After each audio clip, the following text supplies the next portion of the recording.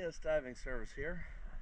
It is January, I believe, 13th.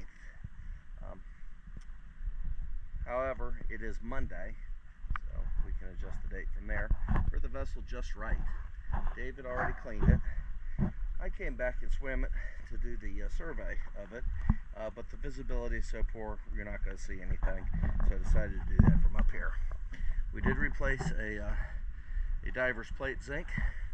We replaced both trim tab zincs, rudder zincs, and shaft zincs, and we'll put the excess right under there where it's not in your way, but you can see them. The bottom of the boat's in great shape. There are two small blisters on the starboard side. One about here, maybe 4 feet in once the boat goes under, or 3 feet in. The next one is up here.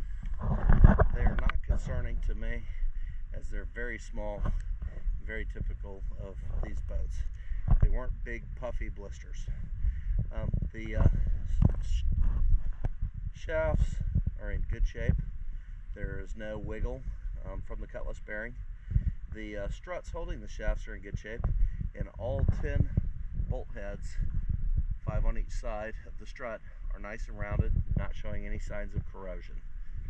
All the through holes appear to be good. None of them are separated, and the paint for the most part is doing pretty well. There is a little bit of paint. There's some areas along the chines where the paint's starting to wear. Definitely would like to have some paint done in the next 6 months. Thank you for choosing DS Diving Service.